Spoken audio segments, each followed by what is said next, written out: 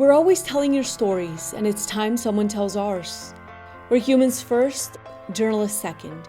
We chose this career to give you a voice. Now we're voicing ours.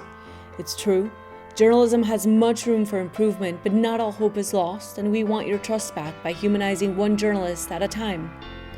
We're sharing with you what we go through to bring you the news. The pain, the tears, the trauma, and the mental health struggles. It's painful, and sometimes we even work 2 jobs to make ends meet. But we all have something in common. The passion, the joy, and the love we feel for storytelling and holding the powerful accountable. That includes holding ourselves accountable.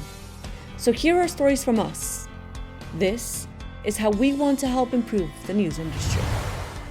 The Awakened Journalist is proud to present Media Healers by Emiliana Molina Fajardo.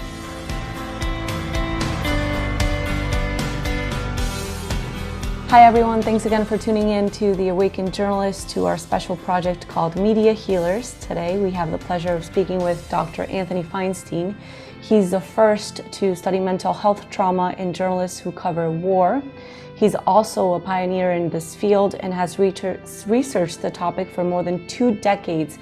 This after, in 1999, he counseled a journalist for the first time who was covering extreme scarcity of food in East Africa. And he basically wondered if other journalists were feeling the same way or going through the same traumatic experiences that she was going through. His research focuses on stress and emotional health in frontline journalists. He's also worked on a film called Under Fire, Journalists in Combat, and he's published 3 books so far on war reporting and their hazards.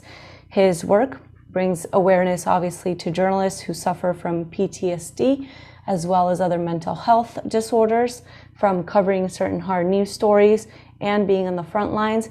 And he is currently in Toronto, Canada, at the University of Toronto. He's a professor of psychiatry. So welcome, Dr. Feinstein. Good, thank you. Awesome, and thank you so much for your work and for everything you're doing for journalists. Pleasure. Okay, so we're going to start with the basics. And what is PTSD? So post-traumatic stress disorder is a mental illness. There are very clearly defined criteria for it. The criteria are defined by the American Psychiatric Association. And so PTSD can arise in response to a very significant stress. So the stress is an event that could have killed the person or indeed killed other people. So the bar is very high for the stressor. And in response to that, the individual may show symptoms that fall into various groups or clusters. The first group refers to the re-experiencing the trauma. So you have unwanted recollections or flashbacks or nightmares related to it. The second cluster refers to the avoidance symptoms. So the individual makes a conscious effort not to think about the trauma, to block out the memories, to stay away from recollections or reminders of it. The third symptom group refers to part of your nervous system which becomes overactive. So you have difficulty falling asleep, concentrating, you become irritable. When you come back to a safe place, you're always looking over your shoulder because you think you may still be in danger. And then more recently, the American Psychiatric Association brought in a 4th grouping of symptoms, which refers to a sense of anticipating some future misfortune, that rather than looking forward to something, you tend to start thinking, well, maybe something bad's going to happen again. I can't quite enjoy it. So that kind of pleasurable association is missing. So to diagnose post-traumatic stress disorder, you have to have symptoms from all 4 groups: the re-experiencing, the avoidance, the arousal of your autonomic nervous system, and these negative thoughts that enter your mind. Most importantly, these difficulties have to be there for at least 28 days. So, you can't have symptoms for 1 or 2 days and then they get better. For PTSD, you've got to have enduring symptoms. 28 days is a fairly arbitrary cutoff point, but what the APA is saying is these symptoms have to persist. And if they persist and they fall into these 4 symptom clusters that I described to you, that's post-traumatic stress disorder. And you have worked extensively with journalists who have been in the front lines.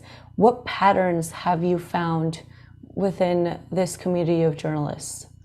So my first observation is that psychologically they're very resilient. So, the overwhelming majority of journalists do not develop post-traumatic stress disorder.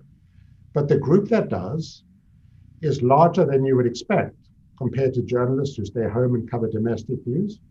And it's certainly higher, the prevalence is higher than you would find in the general population. And that shouldn't be surprising because the individuals whom I've studied have made their careers going to bad places, going to the world's most dangerous places. And the group that I've studied have done this on average for about 15 years. So, a long exposure to war. And in response to that, you can see rates of post-traumatic stress disorder that are elevated compared to the general population. And how does it affect those journalists to cover these kinds of situations for such a long period of time? I mean, do they get to a point where they kind of feed off of that stress, or can they return to normal life, doing okay?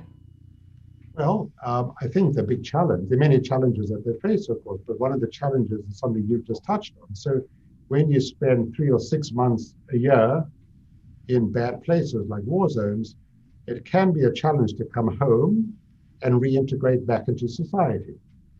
But it's very important that you learn how to do that, because when you come back home, you come back to a safe place, you've got friends, you may have a partner, you may have children. It's very, very important that you learn how to make the transition back into a life that may seem quiet and lacking all the drama or the excitement or the danger of the world that you confronted in a war zone. But being able to reintegrate is an essential part, I believe, of coping well with your discipline. You need to be able to do that, because if you can't, you come back to Canada or America or Britain, wherever you come back to, and you don't feel comfortable. Your relationships are in trouble because you just don't feel comfortable in your environment. So learning how to reintegrate is very important. And how does one reintegrate? Because I guess when you're in a war zone, or, in my case, covering hard news stories, because I've never been in the front lines, sometimes you do have that adrenaline rush, that defense mechanism that keeps you going while you're covering a hard story, whether a shooting or hurricane. How does one actually get back to reintegrate into society? Well, that's the challenge, because you can't define life by a constant adrenaline rush. That's not a sustainable way of living. And so that's indeed the challenge that many of these journalists face, is that you come back from an environment where your focus is on, the wall, getting the story, getting the photograph. You're not worrying about paying the bills or fixing the washing machine or, those kind of mundane worries that people have back home. And then suddenly you come back home and you've got to cope with those things. The car needs a service, the children are not well, you've got to, the taxi is late, those kind of things, all those things that occur from day to day that seem mundane when you're in a war zone. Well, they're not mundane when you're living in a different situation. And so learning how to reintegrate into that and be part of it, so you're there for your family, for your partner, for your children, for your friends, is very important. And Dr. Feinstein, coming back home to domestic news coverage, focusing whether on shootings or natural disasters or homicides, gang violence, we were talking a little bit ago that the thing that ties these two types of journalists together, whether they're here home in America or in Canada or in the front lines, is the trauma they experience. Although in a shooting it will be less risky and in a more controlled environment because journalists do show up after the fact. How do journalists here covering domestic news, how can they cope with PTSD? Well, you touch on a good point, because I think domestic journalism can be very difficult. There's a lot of violence in society. You just touched it, the mass shootings, the riots on Capitol Hill, the racial attacks in the United States, attacks on Asian Americans and Asian Canadians, the missing an Indigenous woman in Canada. There's an enormous amount of violence. So journalists who cover their stories come across a lot of trauma. They come across people who are really hurting. They come across survivors, the bereaved, even with the pandemic, dealing with bereavement and tremendous amounts of suffering. And so, journalists are getting exposed to the emotional distress of other people in a very, very intense way. And that can be difficult to deal with and difficult to cope with. And so you don't have the direct threat necessarily directed against you, which you might have in a war zone. But it can still be emotionally challenging work to do this because of the nature, the content of what you're dealing with. And you need to be aware of that, because this kind of exposure, in theory, can lead to post-traumatic stress disorder, depression, anxiety, substance abuse, the kinds of mental health challenges that you see in response to trauma. Yeah, and I actually, when you spoke about coming back to a safe place and reintegrating into society after being in the front lines of any kind of war, I can relate to that, obviously in a very different situation, and I'm not trying to compare at all my experiences to the journalists who have been in the front lines. But for example, I was covering the shooting that occurred in El Paso, Texas, about 2 years back in front of a Walmart. And I remember, being at the scene, watching everyone hold vigils, going to funeral homes to speak with the families, with grieving family members of the victims and whatnot. And it was only when I returned home to Washington, D.C., to my safe space, that I was in shock and able to process my emotions. I didn't realize it back then. I realize it now that I'm more aware of this kind of traumatic experiences. I just kind of broke down and just couldn't stop crying. Would that be a traumatic response to everything that I had been covering throughout the week, that maybe during that time I didn't process just because I was, constantly just trying to work and get the story told? Yeah, it's possible. I don't know your clinical history, so I'm very leery of making a diagnosis over the connection like this. But clearly, if you come home and you experience these strong emotions and you break down and you cry, what that tells you and tells me is that, yes, this can be emotionally very tough work. And, that's not surprising, really, when you're dealing with a content like this.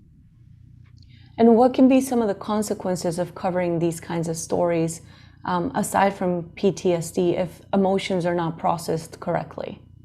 Well, people speak about post-traumatic stress disorder as the quintessential trauma reaction, which it is. But what's more common are things like depression and anxiety.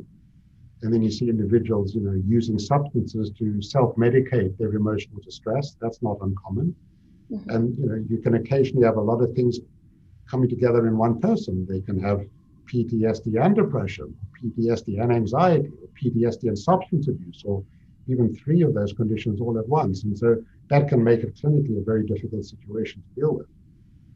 You also speak a lot about shame and guilt in some of the news articles that you've published, and how journalists could feel these emotions when covering certain stories, and if they don't take the time to actually put the camera down and help out. Can you speak a little bit more about that? Well, shame and guilt touches on something that's allied to what we've spoken about. So there is a concept called moral injury. Now, moral injury is not a mental illness. PTSD is a mental illness, but moral injury refers to an injury done to one's moral compass by witnessing or perpetrating behaviors that, in a sense, transgress one's moral code, one's ethical code. And the emotions, typical emotions linked to moral injury, are shame and guilt. And so, when people view others behaving in a bad way, or if you feel somehow that you did something that was morally not correct, what you may feel is a sense of shame or guilt. So shame and guilt are the primary emotions that come with moral injury. I can give you an example. So a photographer goes off to photograph a difficult story. Mm-hmm. And this has happened. The individual takes some great pictures and comes back, and the pictures are very powerful, and the individual gets an award for what he's done, or she's done. Mm-hmm. And then the person starts thinking, well, I have fed off the misery of other people. I've got this award, I'm getting feted, I'm getting honored, by doing something that intruded into other people's misery and distress, and now I'm getting awarded for it. Now, that's a false thought. I mean, that's a misconception. But, photographers have said that to me. They feel somehow that because of the nature of their work, they benefited from the suffering of other people, and they feel a sense of shame or guilt in relation to that. Now, I think that's a mistake. I think that's a distorted belief or a distorted cognition. But those are the kind of feelings that can arise when you do tough work like this. And some of those feelings are linked to this concept of moral injury. And how can one deal with that thought or misconception? Well, you ask a simple question, the answer is complex because the therapy is not an easy therapy. But basically, the individual has to understand that when you go and do this work, you are there as a journalist. You are there to bear witness. You're not going in like someone like myself, who is a medical professional, who's there to, help people, to provide, surgery or therapy or medical treatment or comfort. That's not the primary aim of a journalist. Of course, that's not to say that journalists don't have their humanity. Of course you do. And if you can help in a fashion, you do. But the primary aim of you being there is not to save people. That's the job of the medical profession. And when the margins become blurred, you can end up with this mistaken belief of somehow I've done something wrong, that I've transgressed a moral boundary. And so I think individuals, journalists have to be very clear in their minds about what's my role? What am I doing? What's the purpose of my work? And I think when you're very clear in your mind about what the answers to those questions are, then the potential for developing moral injury is much less. When you go in with an unclear or vague notion about my role in this situation, then it could be a slippery slope to something like moral injury. Now, I'm simplifying it, and I'm kind of making things black and white and making it very neat and easy. And of course, it's never like that. But I think you need to have a very clear understanding in your mind of why am I there? What's my role as a journalist? I'm predominantly a journalist. I'm there to bear witness. And I mean, I know you mentioned in some cases, in some scenarios, even though this role for journalists is very defined, that they're there to do the work, it is okay, or should be okay, for journalists to help, right? Or to get involved? Well, up to a point. And where's that point? I mean, you have to be very careful because there can be a slippery slope to all sorts of difficulties. And I saw that when I was doing a study looking at journalists covering the big migration crisis in Europe a few years back. Journalists would find themselves on the beach when a boat would wash ashore, and they were the only people there. And then, what do you do when people are getting into trouble? People can't swim. What's your role? Well, journalists say, well, I put down my camera, I put down my laptop, and I try and help. And of course you do. But how far does that help go? How many people can you save? If someone's thirsty and you give them water to drink, that's fine. If they're hungry, you have food, you give them food to eat, that's fine. I understand that. But when people are asking you for money, or people are asking you for your email address because they want to stay in touch, and you can get into some very difficult territory over here that you're not trained to deal with. And of course, you're doing it for the best of intentions, but it can slip out of control. And you end up in a situation that you can't manage, once again, with the best of intentions. And then that can become, the slippery slope to moral injury. So you have to be very careful about, what can I do, what can't I do? And I think it's up to journalists to define those parameters. Yeah, because at the end of the day, they're the ones witnessing the situation. Dr. Feinstein, should moral injury be a mental health illness? I don't believe so. No, I think, you have to be very careful. My concern, and this is, off topic a little bit, is that you don't want to pathologize everyday life. Okay. People are confronting moral issues all the time. It's not unique to journalists. Certainly my profession has confronted it very powerfully during the pandemic when doctors are having to decide who can we save, who can't we save. Do we stop relatives from seeing someone with COVID who's dying? You have to make these very difficult moral decisions. So there are many people confront moral dilemmas all the time. So I think you have to be really careful about turning it into a mental illness. At the same time, you have to recognize that it can be a source of considerable distress to people. And what the military know, because moral injury is certainly prevalent amongst young soldiers coming back from Iraq and Afghanistan, what the military have learned is that if you don't deal with moral injury, it can become the conduit to things like post-traumatic stress disorder or depression. And so it's important that you have a good understanding of what moral injury is and how you can help someone who feels these symptoms. Okay, understandable. Can being or bearing witness of these kinds of traumatic situations or stories when you're covering them, I know you mentioned a little bit at the beginning, talked a little bit about memory loss. Can these kinds of situations lead to memory loss in journalists? Sorry, I don't remember saying memory loss. What are you referring to?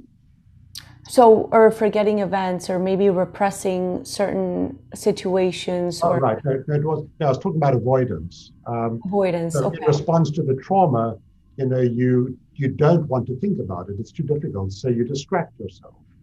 Or Okay. you try and blot out your thoughts. Or Okay. this, So it's not like you forget about it. It's just you block it. now in the most extreme form of trauma, people can forget the trauma, but that's different. It's called dissociation. So you don't have a memory of the trauma. That could be an extreme manifestation of emotional trauma.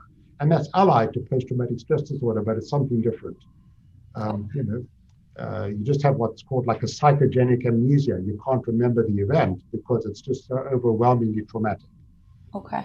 But that's not one of the diagnostic features of PTSD, but can occur with PTSD. It can occur. It can occur. Okay, but it's Yeah. not. And how does a journalist identify if they're going through dissociation? Oh, that's once again, it's a complex answer to that. But I think the bottom line is this in relation to your question. Mm-hmm. If there's evidence that this person has gone through a very traumatic event, and that person has no memory of that event, then that's clearly a dissociative reaction.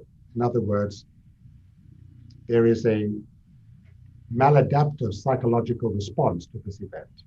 And it is so extreme that the person cannot even remember the event. Now, other people might have been there, so they were objective, they objective witness, said, no, this happened, we were there, we saw it. But this individual who experienced it can't remember it. Well, that's obviously very worrying. Then you need to, look into that and see someone and try and get some help for that. Okay, gotcha.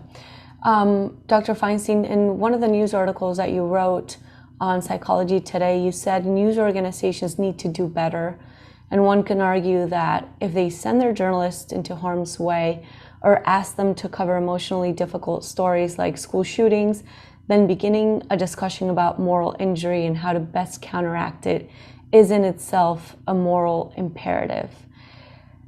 What advice or what call to action would you give news outlets to help journalists better cope with these situations and make it a friendlier environment? Yeah, so I think if news organizations are asking journalists to do this difficult work, they need to be aware that some journalists can become emotionally distressed by what they do. So, news organization sends a journalist into a war zone, and the journalist develops depression or post-traumatic stress disorder, then I believe the news organization has a responsibility to help the journalist.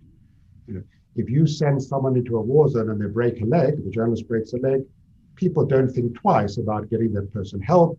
Go along, you see the orthopedic surgeon, you get the leg fixed. Well, there should be the same moral imperative for mental health issues. There shouldn't be a distinction between the two. If someone develops PTSD, they need to get therapy for it because there are effective treatments. If someone is sent to cover a mass shooting domestically and they become traumatized by what they witness or what they experience, that individual needs help because conditions like post-traumatic stress disorder or depression can bring someone down very hard. And so, we have this false dichotomy. For physical difficulties, people don't think twice. You go along to the emergency room, you get your broken leg mended.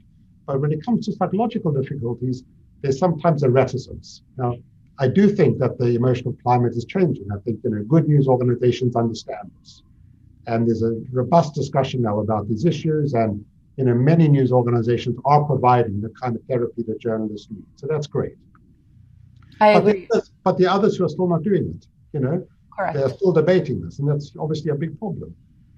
Yeah, no, I completely agree. I mean, throughout my journalistic career, I've been in one company that I'm proud to say was really, really working hard to address these issues, to be more empathetic, to be more understanding every time a journalist on that team was dealing with difficult emotions after covering a traumatic event.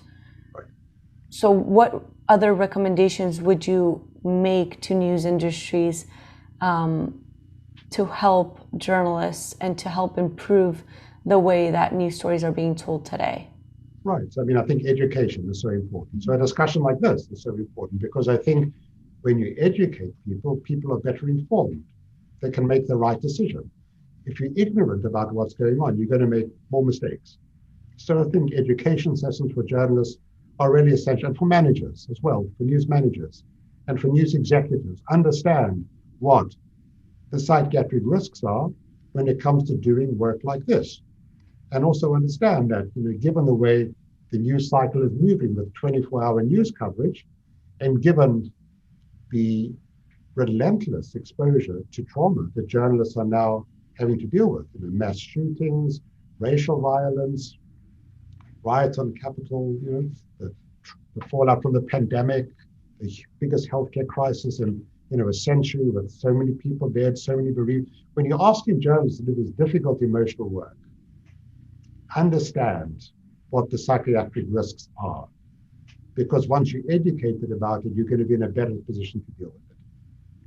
Yeah, and I think you mentioned something important, which is, COVID for the past year and a half, almost 2 years. A lot of journalists are feeling burnt out and completely drained, and their mental health has taken a toll. I mean, myself included, and I've spoken to all of my colleagues that say pretty much the same thing, and this is actually even causing a lot of journalists to leave the news industry.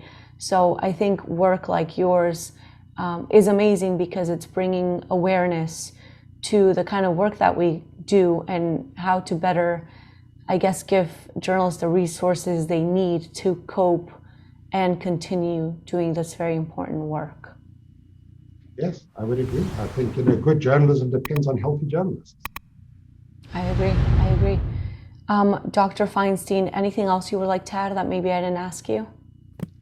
No, we've covered a lot of ground. Thank you for your interest and thank you for taking on this important topic. I think it's just part of the process of educating people about this. So thank you. And I mean, last question for you. I looked up a lot of your articles, obviously, but I noticed that most of them I found on medical magazines or medical publications. Has any news organization actually published your work that you can think of? Being an academic, I write for academic journals, so you're quite right. My articles appear in academic journals. My books, on the other hand, are written for the general population. So, they are, I think, much more readable, as it were, because I try and stay away from jargon. So the books are out there in the public domain and I think are quite readable. I don't write for news organizations. I'm not employed by a news organization. I'm employed by my hospital and my healthcare authority and my university. Yeah. But I think my writing is a mix of academic work and attempts at trying to translate that into material that's more readily accessible to the general population, the lay public. I guess what I'm trying to ask is a lot of news outlets obviously often publish studies that are done in medical journals. Right. So has any publication or any news organization, I guess, published or picked up your studies on journalism? Yes, they have. So I think the New York Times picked up on my very first study on war journalists. So this was published in the American Journal of Psychiatry, so an academic publication, but the New York Times picked up on it. The healthcare reporter said, "Oh, this is really interesting." And so, the moment you move out of academia into main media, suddenly a lot more people start reading what you're written about. So that's very important. So, so from time to time, media organizations certainly pick up on what you've written. Okay, wonderful. Good to hear. The study on the refugee crisis was picked up by mainstream media. The moral injury work was as well. Yes. Okay, wonderful. Good to hear. I guess that ends our interview, unless you want to add anything else. Nope. Thank you for your questions. Good luck with your project. Thank you. Thank you. Very nice to meet you. Good luck with your work. Great to meet you as well. Thank you, Dr. Feinstein. Journalists, this one's for you, to help you heal, to help you understand your worth, and to help you know you're not alone. So share the love and subscribe to Spotify and YouTube and follow us on Instagram. The Awakened Journalist is proud to present Media Healers by Emiliana Molina Fajardo.